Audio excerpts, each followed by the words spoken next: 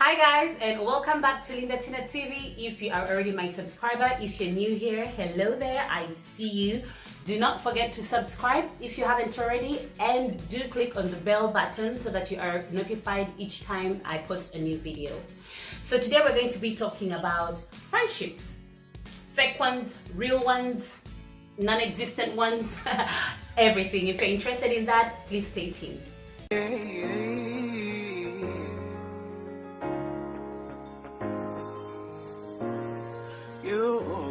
Trying to make me, I wanna leave and you're making,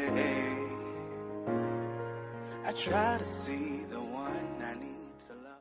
So lately, I don't know if you guys have noticed as well, there's a lot of talk about fake friends, toxic friends, and cutting off people. There's basically a lot of fake everything. Fake husbands, fake marriages. I mean, there's fake everything going on around in this era that we're living in, and I don't even understand why. But anyway, I am a firm believer in good friendships, and I believe that no man is an island, so friendships are important. But for some reason, especially for us women, we have a problem maintaining good friendships. And so in today's video, I thought I could share ways in which I have maintained some good friendships. I'm not saying that I've not had some fallouts or some toxic people in my life. I have, and this is totally normal.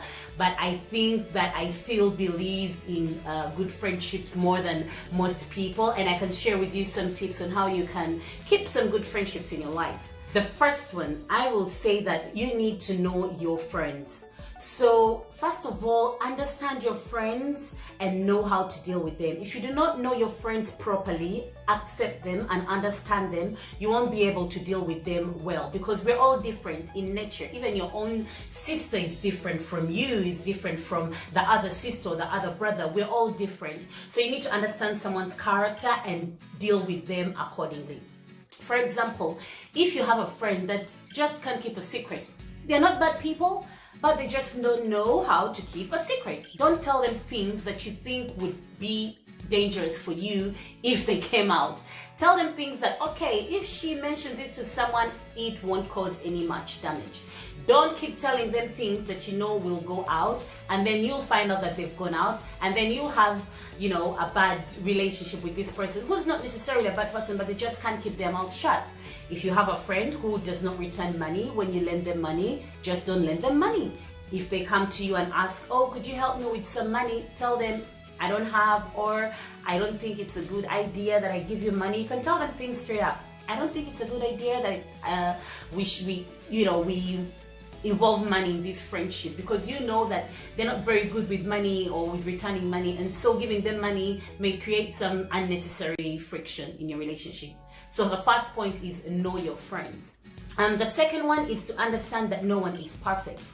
So this whole talk about cutting off people, I understand it, and I understand where people are coming from. I have cut off people in my life where I'm like, I don't need that negative energy, I don't need that tension in my life. But then also I think we are unnecessarily cutting off people, and we don't have patience anymore for friendships. You need to understand that no one is perfect, and neither are you. So if your friend does something, learn to forgive, and then learn to be tolerant. And then if someone is not a bad person, but they have some shortcomings, like we all do, we need to be more accommodating. I don't know if that makes sense. So accepting others and knowing they're not perfect. There are people who are short-tempered, and you know that this friend of mine has a short temper. So when she snaps out there, one day she snaps on you, just understand that, okay, my friend X has a short temper, so I'm gonna take it easy. I'm not gonna respond back in this situation because I know this person is this way. I don't know if that makes sense. The next one I would say is find people or bring people into your inner circle who are like-minded.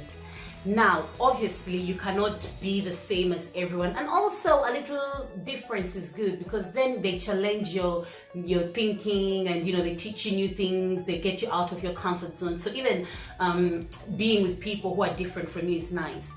But if you are far different from a person, I feel like that gives room for more clashing. So I can be your friend, we can, go out, we can talk. But if you're gonna be in my inner circle, it's important that you find people who have the same beliefs as you, who have the same feelings about life and things as you. Those are the people you're going to be able to, unfortunately, let me say that, those are the people you're going to be able to relate with for a long time. People who are so far different from you. When you see white, they see blue. When you see gray, they see purple. You will never meet halfway because you are on totally different sides of the spectrum on everything.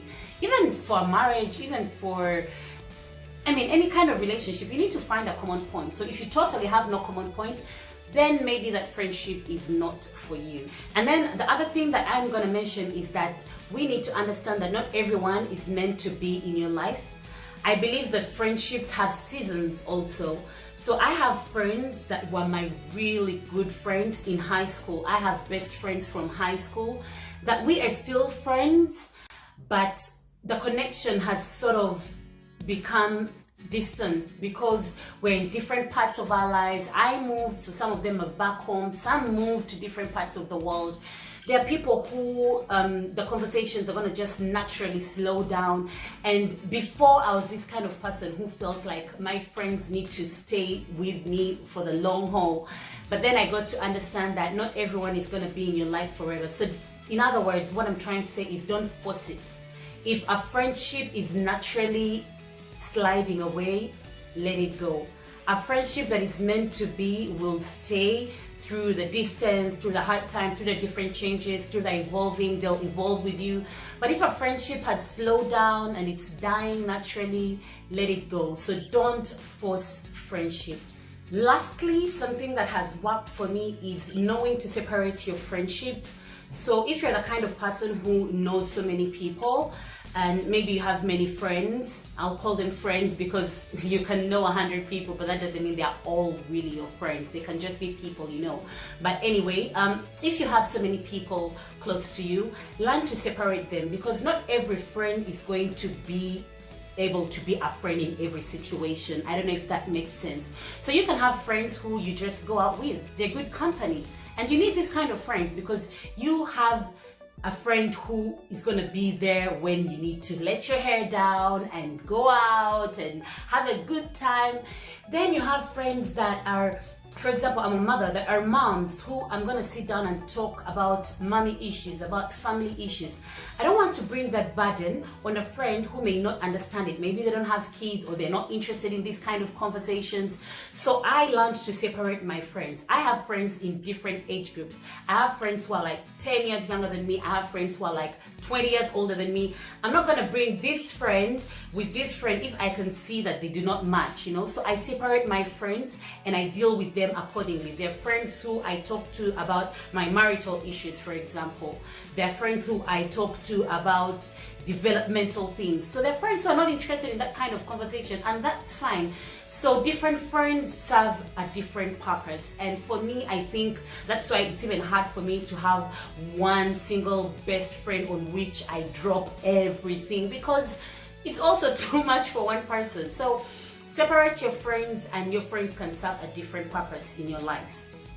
And then another thing that I don't want to forget before I end this video is when people say, oh, you should be with friends and only friends who are adding something to your life, who are taking you higher, who are lifting you up.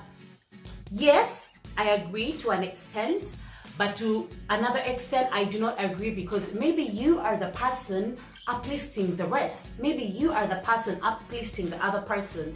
So I feel like it's a little bit selfish to say, oh, I'm going to be with only people who uplift me. Maybe you're the one that's uplifting the other people. So let's also try and be the friends that we want. You want a certain type of friend, you want a loyal friend, you want a friend who's going to stick up for you even in your absence. Be that friend. For the bigger part, we attract who we are. You are the average of the 5 people in your circle. So be the kind of friend that you want to attract, and you will attract the same kind of people. Be the friend that you want your friend to be.